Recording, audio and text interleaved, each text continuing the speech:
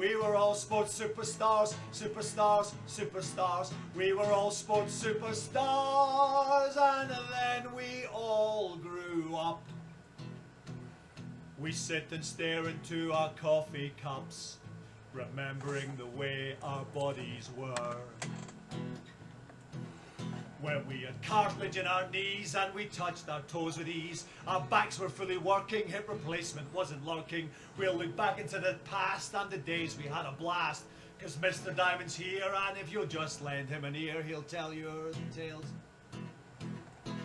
All of your tales. Alright, this is the bit of the show where I ask you to send me your own sporting tales from when you were a kid, and we celebrate them, yeah? So, this is from chat room member DJ Lyle. You know DJ Lyle from the chat room? Toronto's very own DG Lyle. You won't be surprised then to hear that his tale of childhood sports involves hockey. Because he's from Toronto, he's in Canada. Hockey, yeah? Ice hockey, as you say in the UK, but you cannot call it ice hockey over here. The Canadians lose their nuts. Seriously.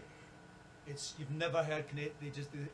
Ice hockey? No, it's hockey, buddy. It's hockey. And they call the hockey, we call hockey in the UK field hockey, right? There's Van Asten. Look, Van Asten's gone all caps.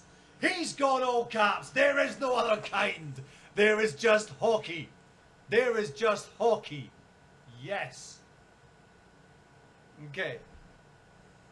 So, yeah, seriously, if you call it ice hockey over here, the Canadians look at you as if you're Scottish or something.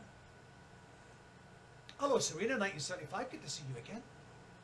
Okay, thanks for helping Serena out, by the way. Toast Monster and Dave, that's good. Good job, mods. Right, DJ Lyle says, hockey provided me with my most glorious and joyous sports moment in my life, albeit one that was short-lived. So DJ Lyle started playing hockey in grade 7, so that's about 12 years old in Canada. And he said his dad, my dad was stationed at the Air Force Base near La Baie, located on Ha Ha Lake on the Saguenay River north of Quebec City. So let's find out where that is, first of all. Alright, so there's the US, there's Canada, there's us in Calgary. There, right? So that's where we are. That's where DJ Lyle is, La Baie. Right? La Baie. It's a bonny place. You know, let me move this over if I can. If I put that, nope, that's not going to work. If I do that, nope, that's not going to work. Can I get in between? Yeah, here we go. Let's look at what. Look, there's a great little picturesque thing floating in the water. Brilliant. Way, La Baie, where the fun never starts. Where the fun never starts. That's La Baie. Brilliant. I think there's more to it than that. Let's see. Oh, okay, fair enough. La Baie. Whoa, La Baie. Whoa, La Baie. La Baie. Okay, that looks nice. Here's another great picture of La Baie. Look at that. That's Ha Ha Lake. That's Ha Ha Lake. Great if you like ice fishing. You're right, James C990. Canada's massive. Canada is the second largest country in the world in terms of landmass. So yeah, that's Ha Ha Lake. Why is it called Ha Ha Lake, Dominic? Well, not because it's particularly funny. In fact, it's actually a depression, geographically speaking. But it is called Ha Ha Lake from the Algonquin French phrase, place where bark is exchanged. Yeah, place where bark is exchanged. And in case you don't know what ice fishing is, so basically that's all the wee sheds that the Canadians have, and they go out in the middle of winter, literally minus 30, drill a hole in the ice and fish. Ice fishing. Brilliant. So anyway, so that's where DJ Lyle started playing hockey. And he said that they used to do street hockey, and it was the Anglais versus the Français, right? English speakers versus French speakers. Because it's in Quebec, isn't it? Very hardcore French there, very hardcore. And he said that it was a battle not seen since Wolfe and Montcalm locked horns on the plains of Abraham. That's a little bit of Canadian history there. You don't have to worry yourselves about it. I had to learn that stuff on my citizenship test. He said, with so much honour at stake, I bravely put my face in front of another kid's slap shot. The goal was saved, but I was missing several teeth. and parts thereof that set the stage for numerous painful dental visits in my childhood hockey career. I continued to play street hockey in grades 9 through 11. After that, my dad was transferred to North Bay, Ontario, right? So let's, okay. So North Bay, Ontario is here. So he was there, and now he's there. North Bay, Ontario, closer to Toronto, centre of the universe, as people from Toronto will tell you. My younger brother, he says, was the hockey star in the family. My mum encouraged him to play, possibly shielding me from further injuries. Yeah, right, yeah, North Bay's beautiful. In fact, I think DJ Lau was up at North Bay recently. He was camping, yeah. You're right, Van Aston, yes. That is about 4 hours north of Toronto. We can zoom in a bit, actually. We can zoom in. Let's get that down. So there's North Bay, and not really too right a bit. So there's Toronto down there. Toronto's there, North Bay, 4 hours. Boom. Thistle Tipster, North Bay, Ontario, home of the hilarious Nipissing University. Brilliant. Vanessa, James C 990 wants to know, how far away is it from Guff in Toronto, that famous furniture shop? Okay, now here's the thing that's amazing. You talk about how committed Canadian families are to hockey. DJ Lau says his younger brother was the hockey star. Relatives would come from as far away as Montreal to see his brother play in tournaments. So, how far is that?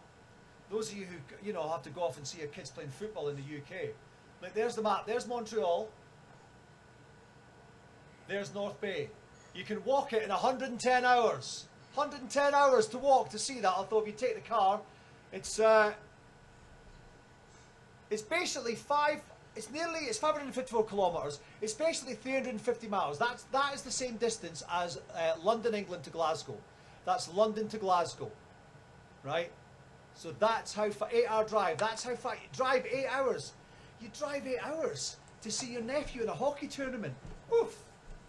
That's commitment, eh? So, as it would happen, says DJ Lyle, my brother was ejected early from the first game and suspended from the tournament after cross-checking the referee to the ice from behind. So basically, DJ Lyle's wee brother, boom, takes out the referee. Off, off, off. Wanting to show anyone, good evening guys, Jones, we're just going through DJ Lyle's hockey story as a kid. Basically he's playing, his brother was the hockey star, playing in North Bay, Ontario. Family's driven 8 hours to see the tournament and his brother gets sent off in the first game for pushing a ref. So, DJ Lyle says, wanting to show everyone that I was just as good as my brother at hockey, I was inspired by that to finally join a house league team. The street hockey skills helped out with the stick handling, but my skating was behind the other players. Shining moment, he says, came in our first playoff game at the end of the season. My skating had improved. I got 3 goals. I scored the first 3 goals for my team. He said it was magical. I felt on top of the world. The cheering from the crowd and the high fives from teammates. And he just thought, yes, I'm finally a hockey player. The moment came crashing to an end when players on the other team mistakenly believed I was the team star player, and my house league aspirations ended with a Bobby Clark Karlamov 2-hand chop to the leg. Right. This is a very famous Canadian sports reference, this. Bobby Clark Karlamov 2-handed chop. One of the most infamous incidents in the history of Canadian sport. 1972 Summit Hockey Series, right, between Russia and Canada. The most legendary sports series in Canada's history. Very dirty on both sides because, to cut a long story short, Canada was the best team in the world. Then they were out of international hockey because they had professional hockey players playing for the team, and the International Ice Hockey Federation said we're not allowing that, and Canada went in the huff. Right? They basically said we quit. Eventually they came back in 1972 to international competition, but by then Russia was the best international team. So this was a way of sorting out who really is the best. And it was an 8-game series played in Canada and Russia. Each game changed, okay? 16-bit Brit. This is making me want to watch ice hockey. Well, just you wait. So Russia were 3-1 up in games, with 3 games left to play. One was a tie. Russia won 3 games. Canada won 1. So then we had the infamous Game 6. Russia's best player, arguably, was this guy, Karlamov. So in true hockey fashion, the Canadian team have to stop him because they got to win this game. They got to stop him one way or another. And with this guy, Bobby Clark, it was very much the other.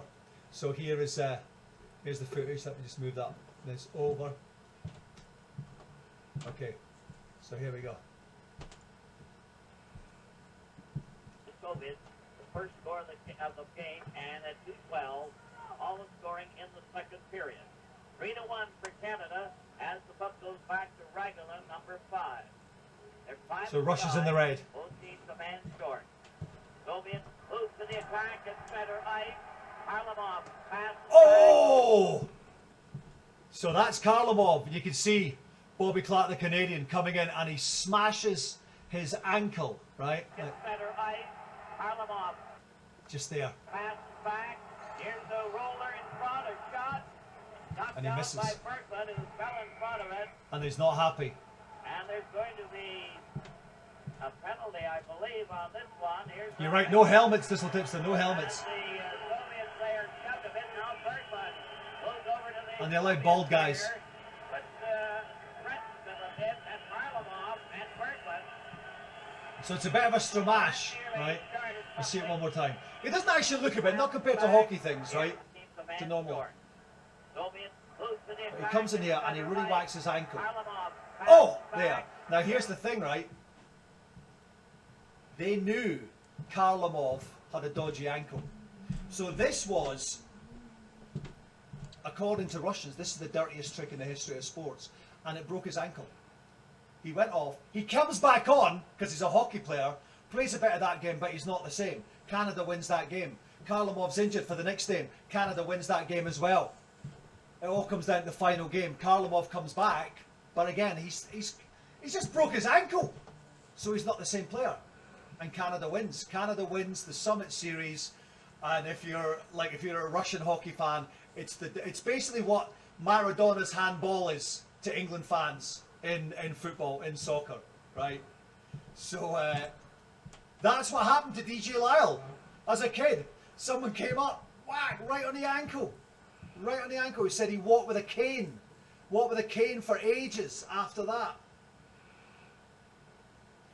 And that was the end of his childhood hockey playing career. Although he played house league when he was an adult. But here's one extra detail at the end. One extra detail. Ugh, Thistle Tipster. Is there any smell to rival the acrid, putrid, vomit-filled smell that's a dressing room in community hockey arenas? Luckily my kids don't play hockey, so I don't know. Here's one of the things when he played.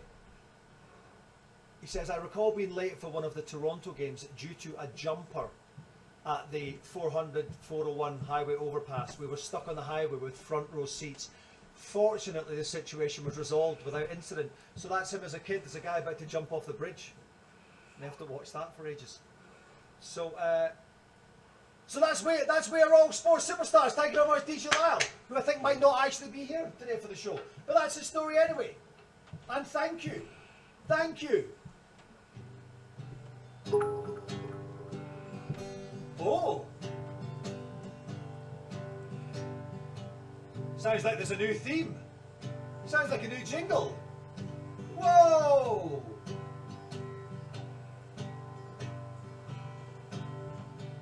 What could this be? Dice banana, dice banana, dice banana, dice, dice banana.